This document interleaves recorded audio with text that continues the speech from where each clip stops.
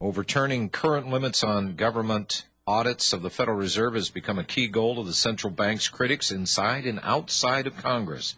Yeah, it's called the American people outside of Congress. House lawmakers are expected to seek a comprehensive audit of the Federal Reserve System by Government Accountability Office. Oh, but they're talking about, we'd like to have the GAO do this, conduct the audit by the end of 2010.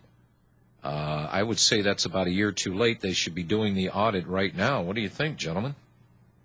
Absolutely. Well, let's not forget. Can't come fast enough. In January, Ben Bernanke had this major press conference where he talked about the Fed being more open. Then why did Mr. Paul mention specifically why Mr. Bernanke and Wall Street would be really, really upset about this?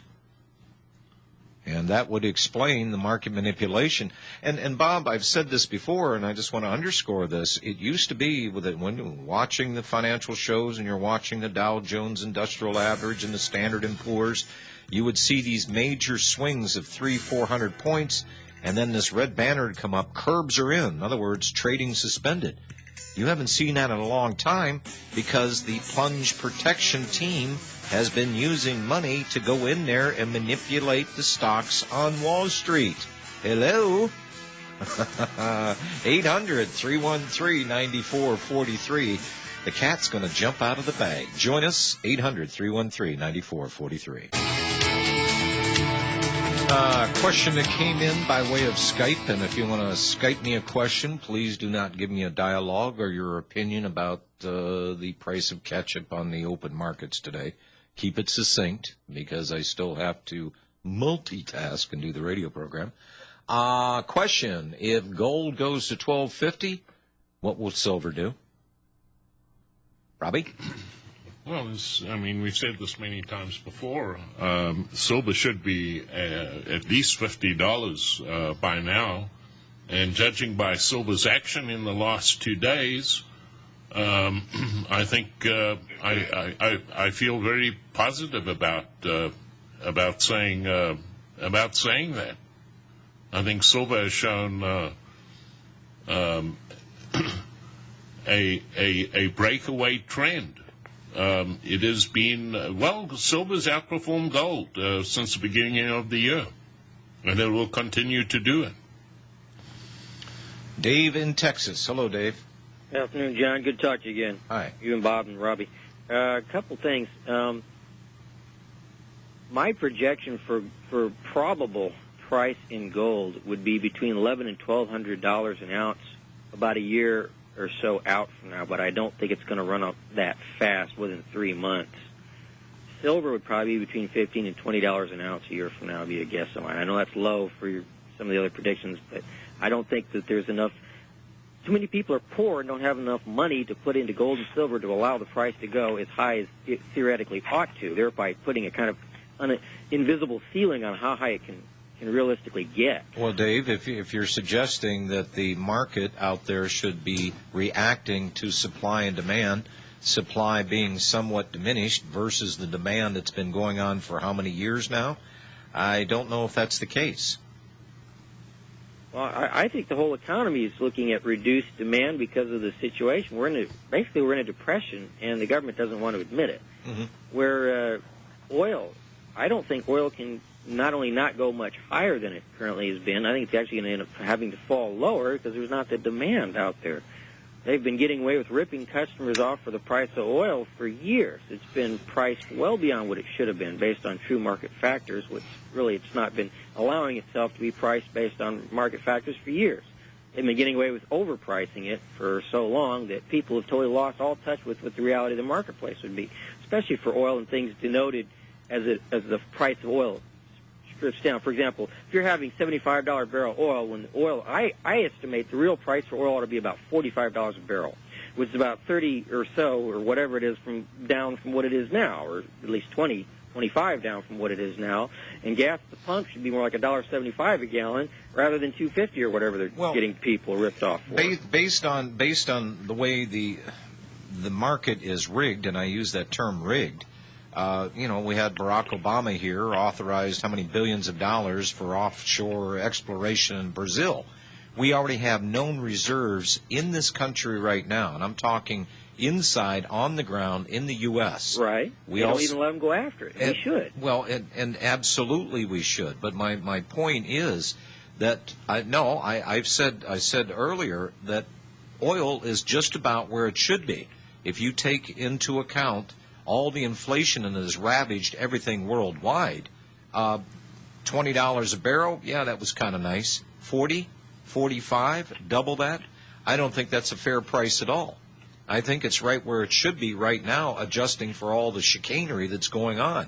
But, okay, take that out of the equation. What could we bring to our own refineries from our own holdings inside this country, which, by the way, are under contract to the big oil companies? But having said that, would it be better if we were using our own oil? We have enough of the stuff. Absolutely, and it's being hidden from the American people. Right. There's no real oil shortage. The other problem is, or one of the other possibilities is coal gasification or coal liquefaction, if you prefer. You can make a lot of diesel real cheap out of coal liquefaction, and we could run more on diesel, all kinds of things, including vehicles, than we currently do, and we can burn it more cleanly and more efficiently now than we could 30 years ago.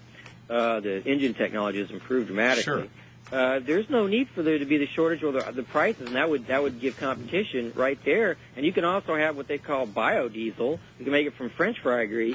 We wouldn't have to import anything. The guy who writes that thing, alcohol can be a gas. You can use alcohol to even just mix with gas to dilute and reduce the amount of gas you need to import. Yeah. Even if you did nothing but that. Well, and among a whole host of other things. And let me bring Bob in on this one. Bob, we saw the push here, the cap in trade, the being penalized for burning that old nasty fossilized stuff.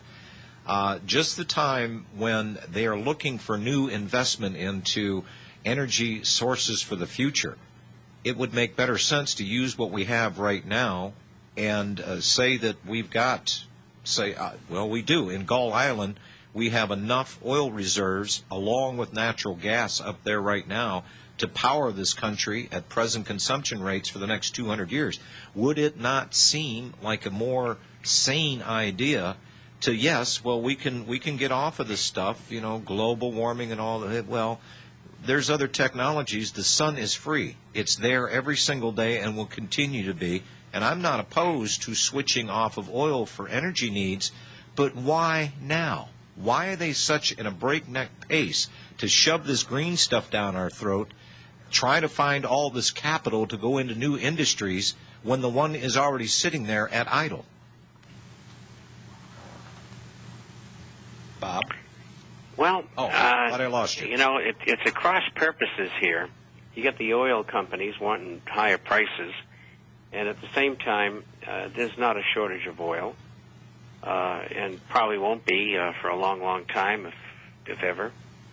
And you've got the antithesis of this in cap and trade, which is nothing but an absolute tax scam. So Wall Street can get enriched, and Americans can pay 20% more taxation. And so, they're juggling two opposite balls in the air at the same time, and they're going to lose on both of them. I just think the whole thing is misconstrued and misconceived. All right. Well, you also got to take into consideration, it's not so much the amount of oil that's out there, it's the ability of the refiners to produce gasoline. I mean, here in Arizona, we're going to go through the stupid kabuki dance in a month from now, where we've got to switch from summer blend to winter blend, and that's where the problem lies. Kabuki dance? Yeah, I mean, it's ridiculous. Yeah. We got to have a different blend of gasoline for Phoenix as opposed to Tucson. So the refiner has to shut down, gear up to make gasoline for Phoenix, then shut down again so it can refine the gasoline for Tucson. Well, to meet the winter blend, and again, gasoline. And again, the law of supply and demand, if you have more supply available, that would hold or drive the cost down somewhat. So what we've done, or not you and I, Kimosabe, But what the oil companies did, and this was starting, 30, 40 years ago, is we're not going to build any new refineries. We're going to keep our capacity running at the same level. And, when we take a few of these things offline for seasonal repairs and everything else, what does it do to the price of gas? It's an artificially induced supply and demand problem created by the very people that are manipulating the entire market.